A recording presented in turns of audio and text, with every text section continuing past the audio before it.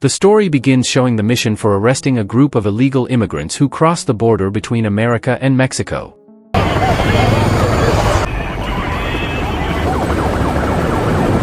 In this case, the CIA is working with special forces for the border area. But when the immigrants gathered, a man ran away towards the ravine. When he was on the edge of the abyss, he opened his bag containing a bomb. The man then prayed for a while and then set off the bomb. Let me see your hand! As a result, the Arabian man died along with 4 security officers. Therefore, the American government immediately dispatched special forces to investigate this incident. On the other hand, a group of suspicious people entered a grocery store in Kansas City. Then, suddenly, several bombs exploded in the grocery store.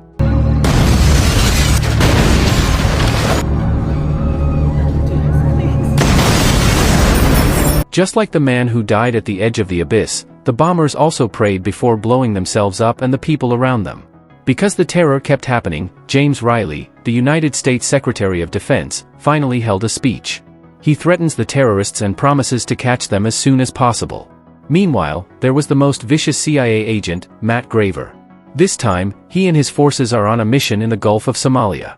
Their mission was to finish off a criminal group hiding in a remote place.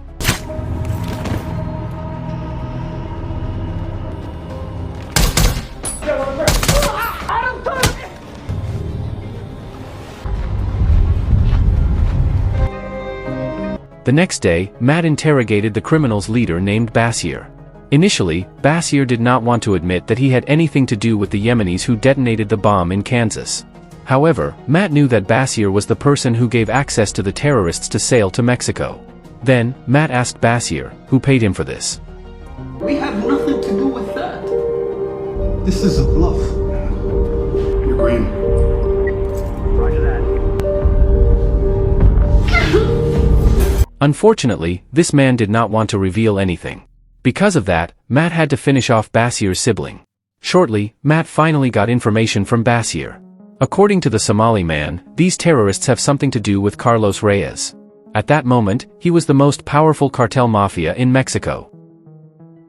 Elsewhere, we are introduced to an unstable teenager named Miguel. He lives in the border area and often skips school. Every day he hangs out with his cousin, Hector. But one day, Miguel is invited into a cartel, where Hector works. He is even given some money so he wants to join the organization. The scene switched showing Matt Graver, who was already in the United States. Without wasting time, he went straight to see James. After Matt entered the room, James immediately started the meeting.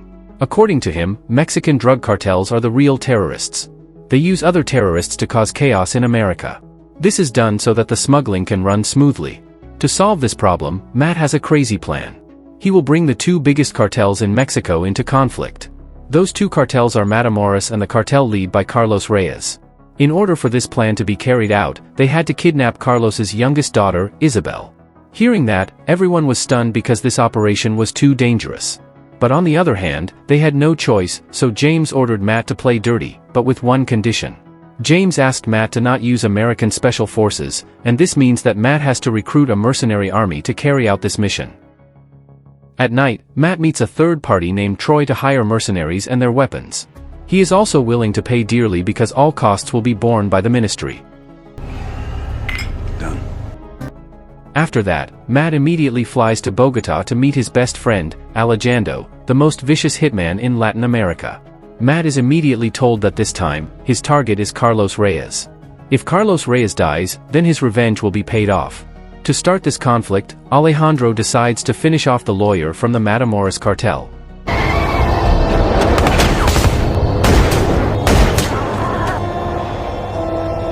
Before killing the lawyer, Alejandro ordered him to wear his glasses so that he could see Alejandro's face clearly. After the lawyer was wearing his glasses, Alejandro shot him very viciously. As a result of this sadistic murder, the news spread quickly.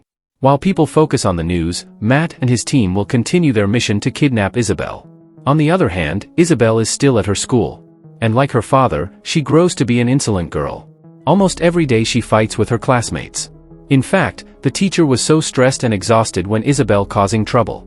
But no matter how serious the problem was, the school would not dare to expel Isabel. Even though the victim was bleeding, she was still safe because of her father. I should expel you. Do it. That's what I thought. When the school bell rang, Isabel was immediately picked up by her bodyguards. However, they did not realize that Matt Graver and his team had targeted them. Perdí conexión. No tengo señal. Más rápido. ¡Rápido!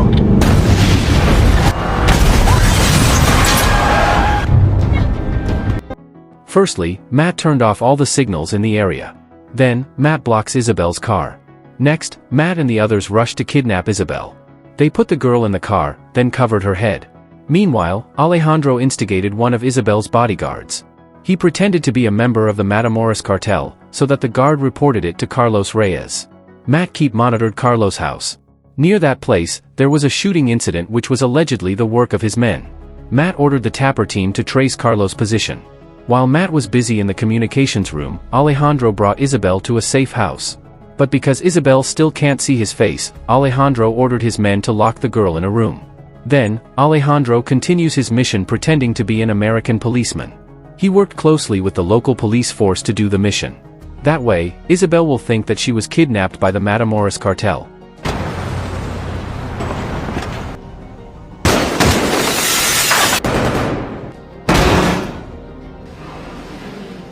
Are we clear? He takes Isabel to a safe place then interrogates her.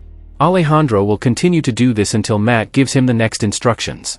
Before continuing the mission, Matt and Alejandro ask for help from their old friend, Rafael. Here, Matt plans to move Isabel to near the Matamoros cartel's base. He wanted to make sure that the war between the two biggest cartels happened. Hearing that, Rafael was ready to help them.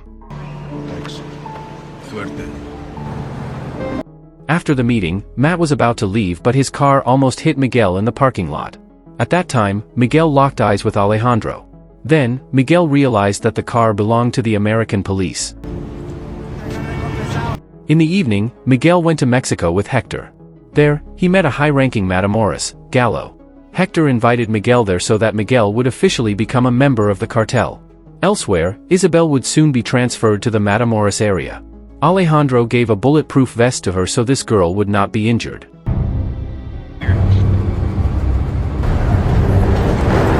On the way, the situation seemed under control according to their plan. No other gangsters were blocking them, thanks to Rafael's help, who had agreed with the Mexican police. However, Isabel looked suspicious to Matt.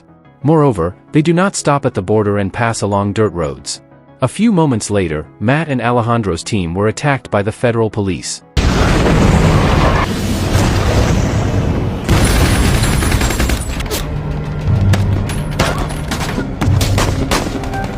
They seem to have been paid by Carlos Reyes.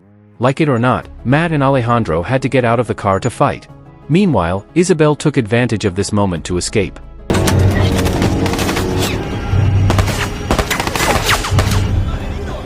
Spread out! Easy, guys, easy. Down.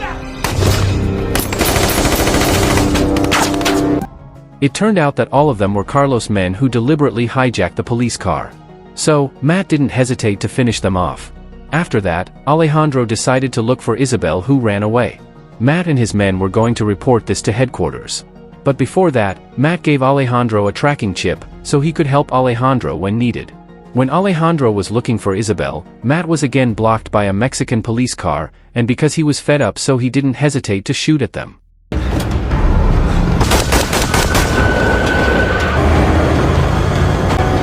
And finally, Matt and his team managed to return to the United States. On the other hand, Isabel asked for help from someone who was crossing the deserted road, but it turned out that the person who's driving the car was her father's subordinate. But Isabel didn't want to be taken home even though she was forced to.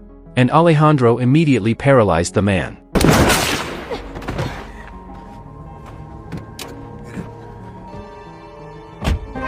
Then, Alejandro took the car and brought Isabel to a safe place. At this point, Isabel already knew that Alejandro was the one who kidnapped her. Then, the scene moved to a military base where Matt and Kincha were arguing. Matt was outraged because their operation was suddenly cancelled by the ministry. All of this happened because Matt's team killed a Mexican policeman, and this was reported nationally, so the government had no other choice but to cancel the mission. Because they didn't want the mission to be cancelled, Alejandro was still in Mexico with Isabel. And due to the hot weather, they decided to ask the residents for help. A few moments later, they met Angel, a deaf man who was really kind. Fortunately, Alejandro could communicate in sign language, so Angel thought that Alejandro was a good person.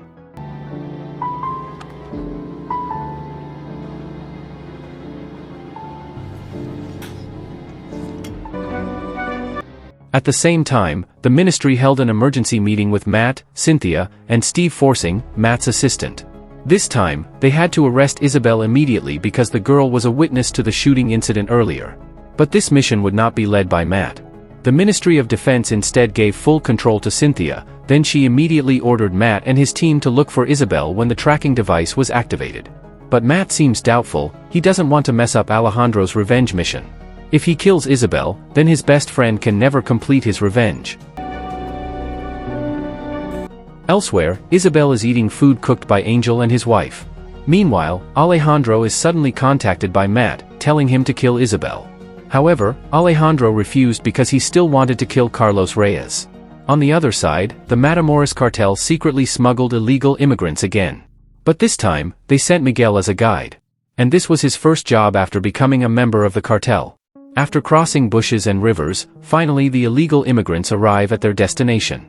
At the same time, Alejandro is preparing weapons to cross the border. That's the only way to meet Carlos Reyes. While Alejandro is busy with himself, Isabel suddenly says that she knows his true identity. She also knew that her father was the mastermind of the massacre of Alejandro's family. But she would not defend her father. You're the attorney whose family they killed. In the end, Isabel wants to help Alejandro. And for that, she needed to do a disguise by cutting her hair and changing her name to Karina. So, without wasting any more time, Alejandro and Isabel left to the border. Besides that, Alejandro also activated the tracking chip which he put in Isabel's shoes. He did this because he was sure that Matt would help him. Shortly, Alejandro and Isabel finally arrived in a legal immigrant post. This post was mastered by the Matamoros cartel. Elsewhere, Matt and his team were preparing to go to Alejandro's place. They would use a helicopter so that they would not be detected by the Mexican police. A few moments later, Alejandro was approached by Hector, who asked for payment. Then, Alejandro handed over $1,000. ¿Sabe cuánto es? Aquí no hace preguntas. Tiene 1,000. ¿Está bien? Bien. Initially, Alejandro's plan worked as it planned. But everything failed because Miguel accidentally saw Alejandro's face and he panicked because he had met Alejandro before. He immediately reported to Hector that Alejandro was a policeman. Therefore, Hector pretended to take Alejandro to the border. Arriba, con el niño. Vaya.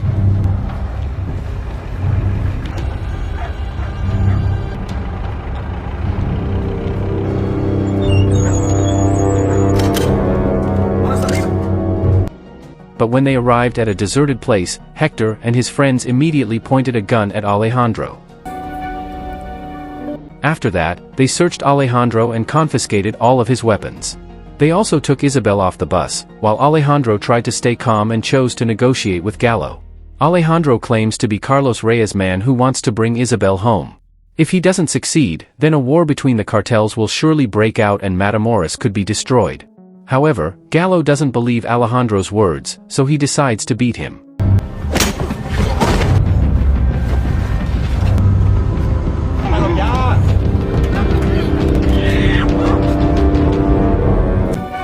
Then, Alejandro and Isabel are taken to a remote area.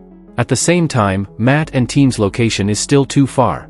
Long story short, Gallo ordered his man, Jose, to shoot Alejandro. But he didn't dare to kill anyone, and because of that, Gallo shot Jose to death. After that, Gallo gave the gun to Miguel. The boy accepted it and shot Alejandro immediately.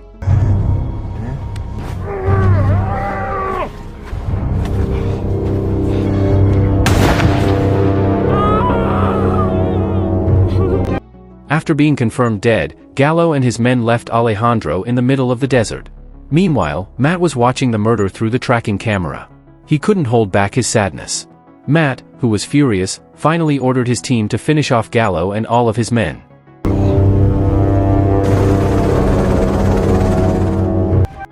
while Miguel was on his way to the cartel headquarters, chose to go down. He felt very guilty because he had killed someone. But surprisingly, Alejandro's body suddenly moved. It turned out that this hitman was not dead yet, because Miguel shot him in the cheek, not his head. A few moments later, the helicopter succeeded in surrounding Gallo's group, and without wasting any time, Matt and his team immediately attacked them blindly.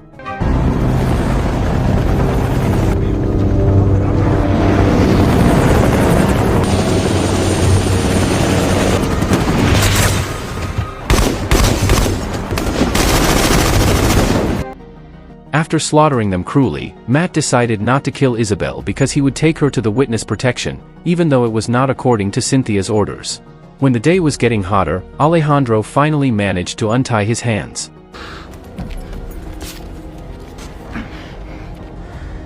Even though he lost a lot of blood, Alejandro is still walking strong. He stole Gallo's car and then dumped the corpse in it.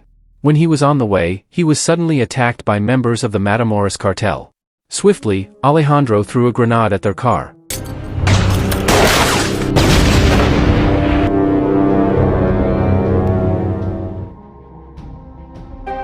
A year later, Miguel was seen working at a food stall.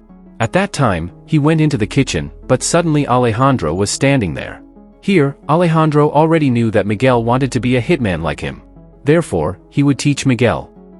If you enjoyed this video, don't be shy, hit the like button, and if you disliked it, hit the dislike button twice just to be sure. You should watch the full movie. Thank you very much for watching.